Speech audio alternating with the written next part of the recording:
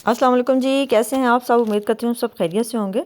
आज हम बनाने लगे हैं आलू करेले की सब्ज़ी। आलू करेले बनाना बहुत ही आसान है, जिसके लिए सबसे पहले आपने करेलों को छील के और उनको छोटे छोटे टुकड़े काट के फ्रीज़र में रख देना है। ये कम से कम 1-2 घंटे के लिए भी फ्रीज़र में पड़े रहें कि फ्रीज़ हो जाएं। तो उसके बाद आपने इसको निकाल के पकाना है। इस तरह पकाने का फ़ायदा ये होता है कि करेलों की कड़वाहट जो सी है वो बिल्कुल ख़त्म हो जाती है। बाज़ लोग होता है उसको धूप में रखते हैं, नमक लगाते हैं तो कड़वाहट ख़त्म होती है। उस तरह करेले जो से हैं उनका सारा जायका ही ख़त्म हो जाता है। तो इस तरह फ्रीज़र में रख देने से करेलों की कड़वाहट जो है बिल्कुल ख़त्म हो जाती है। तो उसके बाद आप निकाल के उसको पानी से धो लें और अच्छी तरह निचोड़ के तो पकाने के लिए वो करेले बिल्कुल तैयार हो जाते हैं। तो इस तरह करेले पकाना बहुत ही मज़ेदार होते हैं। तो बस थोड़ा सा ये है कि उनको फ्रीज़र में रख देना ज़रूरी होता है। तो ये मैंने इनको निकाल के धो लिया और इसको अब मैं अच्छी तरह से इसका पानी ख़त्म करके निचोड़ के तो मैं इसको ऑयल में डाल दूँगी। तो करेले पकाने के लिए मैं 2 अदद टमाटर चाहिए, 1 प्याज, 1 सब्ज़ मिर्च और 5 से 6 छोटे साइज़ के देसी आलू अभी नए ताज़े आए हैं। तो ये 5 से 6 मैंने आलू ले लिए हैं। तो बारीक बारीक टमाटर जो हैं उनको चॉप कर लें और इसी तरह प्याज और मिर्च वगैरह सारी सब्ज़ी को आप चॉप करके रख लें। तो ये करेले जो उनसे होते हैं इतने मज़ेदार बन जाते हैं, इनकी कड़वाहट सारी ख़त्म हो जाती है और ये बच्चे भी बड़े शौक़ से खा लेते हैं। जिस तरीके से हम इनको पकाएंगे ना तो ये बच्चे बहुत शौक़ से ही करेले खाते हैं, वरना अमूमन बच्चे जो हैं करेलों को देख के भागते हैं।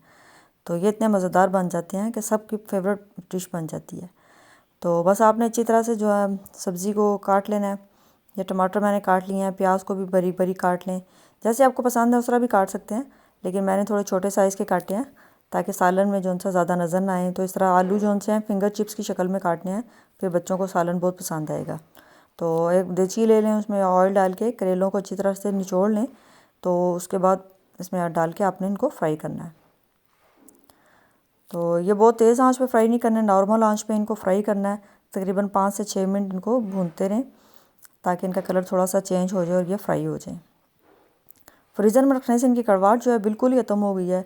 तो ये बहुत ही मज़ेदार से बन जाते हैं, तो इसलिए ज़्यादा फ्राई करने की भी ज़रूरत नहीं होती इनको। तो बस ये थोड़ी देर आप इसको चम्मच चलाएं, इसका थोड़ा सा कलर चेंज हो जाएगा तो इतनी देर तक आपने इसको फ्राई करते रहना है। करेले गोश्त तो पकता है, करेले प्याज भी पकाते हैं, लेकिन मैंने ये करेले आलू की सब्ज़ी बनाई है जो कि बहुत ही मज़ेदार होती है। बहुत डिफरेंट इसका टेस्ट हो जाता है। जो आलू डालने से ना इसका जायका बहुत अच्छा हो जाता है। बच्चों को तो वैसे ही आलू बहुत पसंद होते हैं।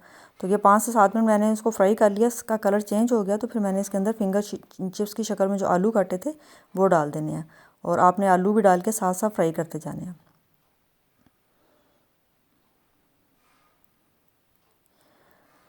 तो हम साथ ही इसमें आधा चम्मच, छोटा आधा चम्मच जो सा नमक डाल देंगे।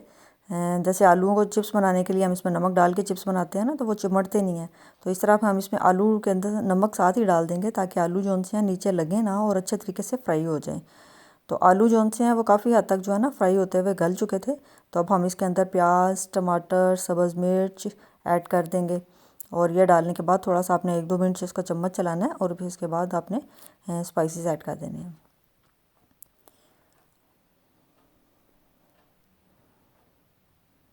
तो ये प्याज, टमाटर, मिर्च डालने के बाद आपने इसको 2 मिनट कम से कम फ्राई करना है। बाकी अब प्याज उसके आलू और करेले के साथ।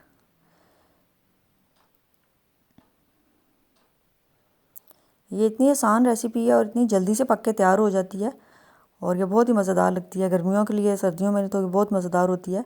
तो आज हमने कहा करेले बनाते हैं, काफ़ी मज़ेदार लगते हैं करेले जो हैं। तो इसमें आधा चम्मच जो सी है सुरख मिर्च डाल दिया है, आधा चम्मच से थोड़ा कम हल्दी डाली है, नमक हम ऑलरेडी पहले से डाल चुके हैं।